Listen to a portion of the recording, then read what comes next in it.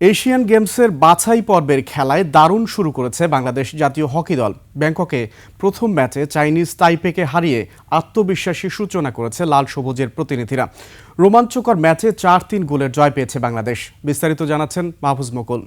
Lily ultrasoft serum gel, যা গভীর থেকে স্কিনে দেয় 3 গুণ সিরাম হাইড্রেশন। সিরাম জেল হাইড্রেশনে ব্রাইট থাকো সব সিজনে। এশিয়ান গেমস হকির বাছাই পর্বে জয় দিয়ে যাত্রা শুরু করল বাংলাদেশ।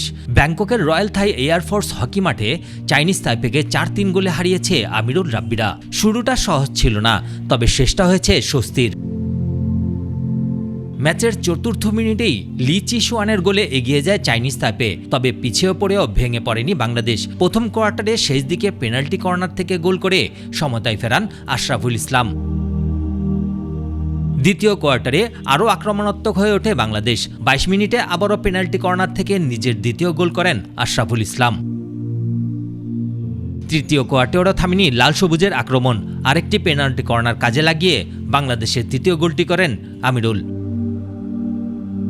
কিন্তু চতুর্থ কোয়ার্টারে নাটকীয়তা ফেরে ম্যাচে। ৫৯ মিনিটে দিন ইসলাম গোল করে বাংলাদেশের ব্যবধান বাড়ালেও শেষ দিকে ২ গোল শোধ করে চাপ তৈরি করে চাইনিজ তাইপে। তবুও শেষ বাঁশি বাজার সঙ্গে সঙ্গে জয় নিয়ে মাঠ ছাড়ে বাংলাদেশ।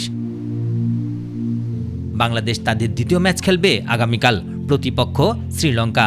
শুরুটা যেহেতু জয় দিয়ে, এই জয়ে আত্মবিশ্বাস নিয়ে এশিয়ান গেমসের টিকিটের লড়াই চালিয়ে যাবে বাংলাদেশ। মাহফুজ মুকুল, ২১ টেলিভিশন।